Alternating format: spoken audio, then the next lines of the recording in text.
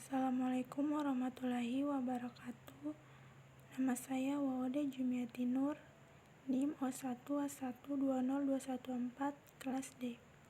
Saya akan mempresentasikan materi kuliah Biokimia Farmasi dengan judul Metabolisme Karbohidrat. 1. Definisi glikolisis. Glikolisis berasal dari kata glukosa dan lisis.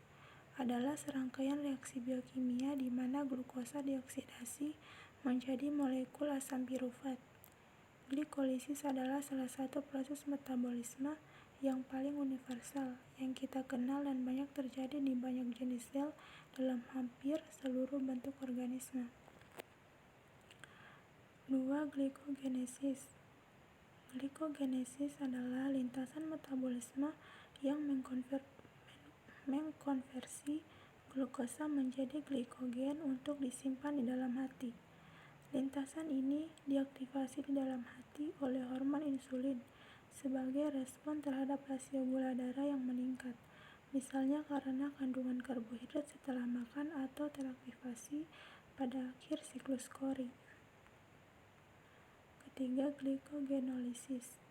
Glikogenolisis adalah lintasan metabolisme yang digunakan oleh tubuh selain gluconeogenesis untuk menjaga keseimbangan kadar glukosa di dalam plasma darah dan menghindari simptoma hipogliksemia.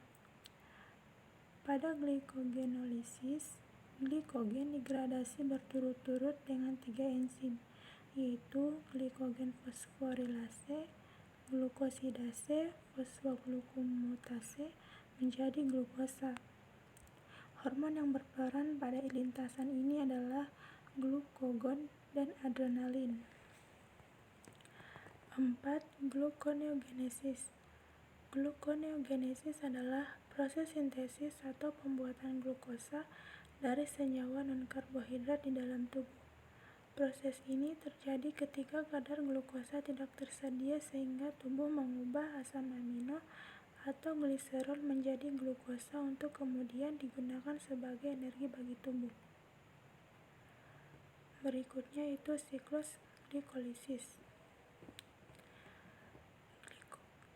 Glikolisis secara harfiah berarti pemecahan glukosa atau dekomposisi. Pemecahan glukosa atau dekomposisi melalui proses ini satu molekul sepenuhnya dipecah untuk menghasilkan 2 asam pirufat, 2 molekul ATP, dan 2 NADH yang membawa elektron yang dihasilkan. Dapat dilihat di samping layar, yaitu siklus glikolisis. Berikut beberapa tahap yang disajikan dalam urutan awal terjadinya glukosa sebagai bahan baku. 1. Tahap fosforilasi glukosa.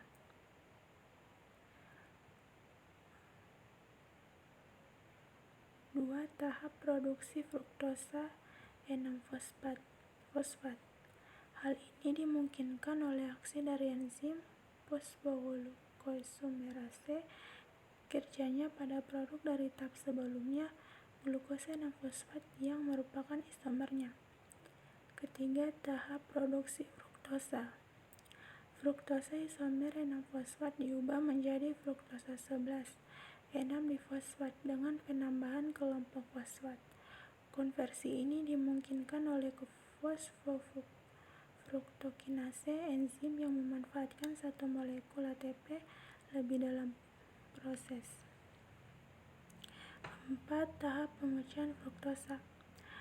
Adolase enzim membawa pemisahan fruktosa 1,6-fosfat menjadi 2 molekul gula yang berbeda yang keduanya isomer satu sama lain.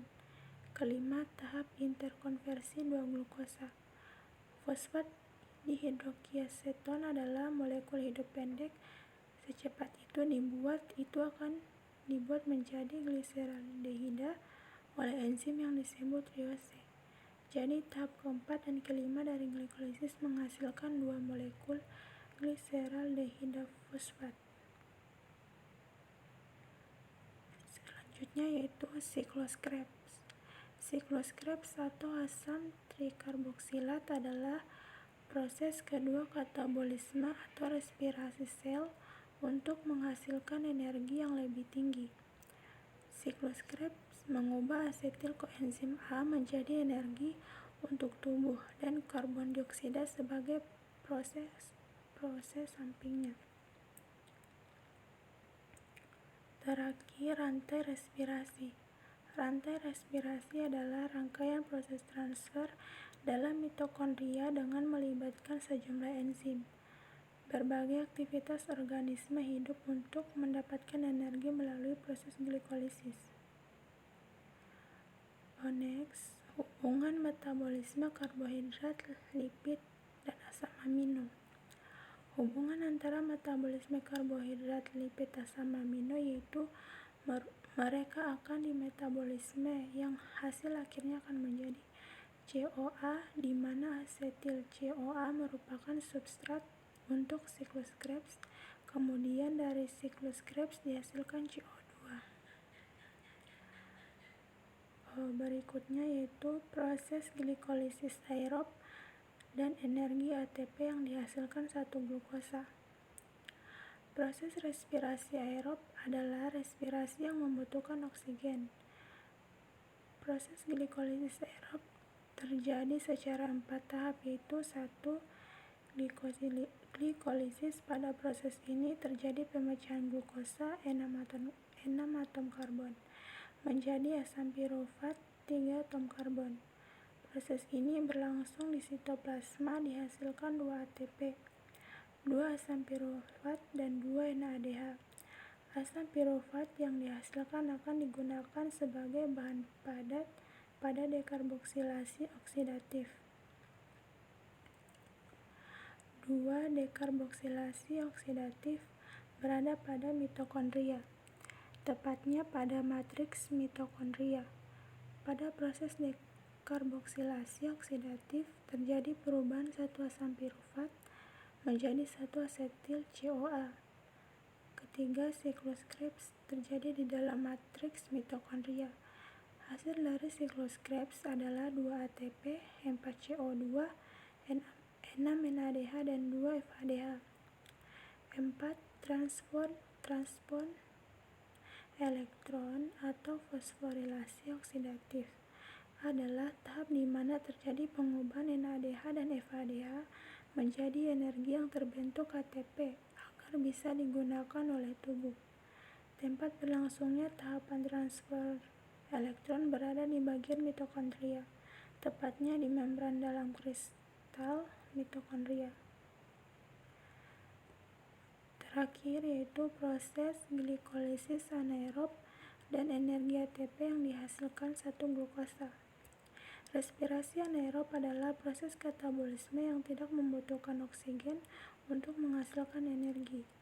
Respirasi anaerob terjadi pada bakteri, ragi, dan organisme prokariotik ataupun makhluk hidup uniseluler yang berada pada lingkungan dengan kadar oksigen yang rendah.